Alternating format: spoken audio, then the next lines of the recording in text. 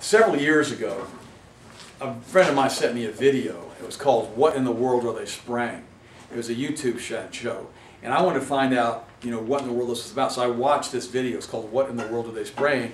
And basically, he said they were spraying aerosol propellants and aerosol chemicals in the atmosphere above our house and all over the United States. Well, quite frankly, I didn't believe him.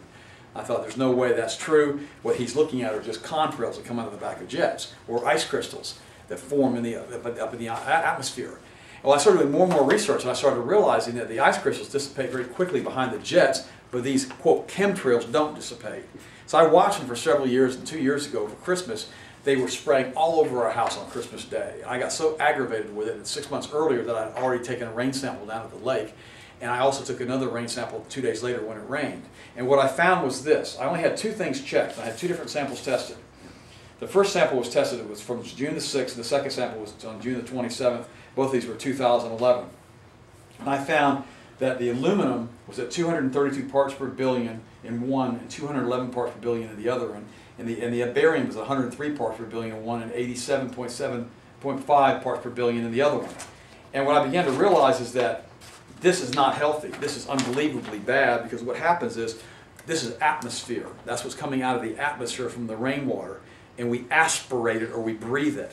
And what's interesting about this is I started thinking, why in the world are they putting all this aluminum? Well, aluminum has an interesting thing. It goes through the blood-brain barrier, and it's been linked, and it causes Alzheimer's disease. And I thought, this is just absolutely awful that it would make us breathe this stuff. Now, there's some things that you can do with it. One of them is called ethylene ditetracetic acid. You can take it orally or take injections, which bind this and takes it back out of your system.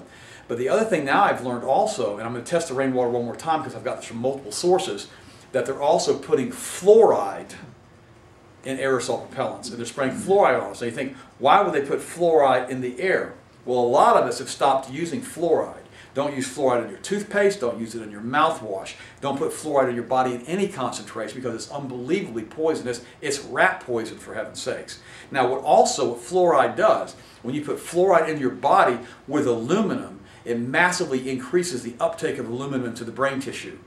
In other words, you give yourself senile dementia or Alzheimer's much, much more quickly. So you've got to stay away from fluoride. You've got to stay away from aspirating fluoride and aluminum and all these different heavy metals. And you've got to protect your thyroid by taking iodine on a regular basis. If you use iodized salt, it should be okay. Be careful with the iodized salt, because a lot of times it also contains barium and aluminum salts, because you use the beds that are dried outside and they don't remove the other minerals. It's best to use something like Redmond salt, which is mined from 5,000 feet down, so it's not contaminated with barium or with aluminum or other types of heavy metals. But make sure you stay away from fluoride. Don't believe the lie. Fluoride was originally developed by IG Farben for the use of humans.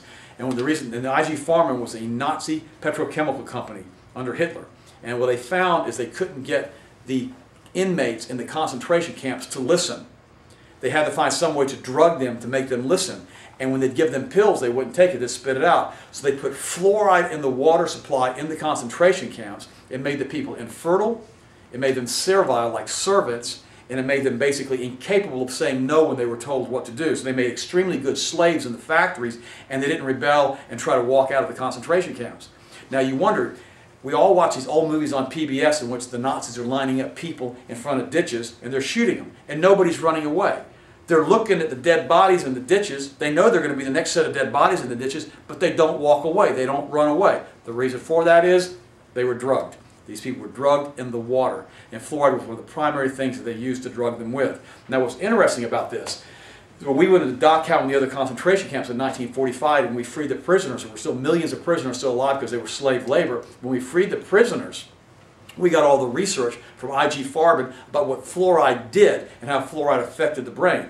If you give a newborn infant fluoride, if you drink fluoride on a regular basis, you'll drop your own IQ scores by 20 points. These are research studies that were done at Harvard University.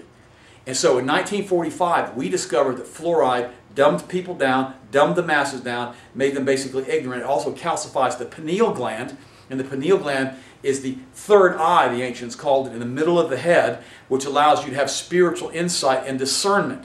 This is one of the biggest reasons that a lot of old people in their 30s, 40s, 50s, and 60s don't listen, don't want to hear it. They're hung up on normalcy bias because their pineal glands have been completely calcified and they simply cannot think through what you're saying to them.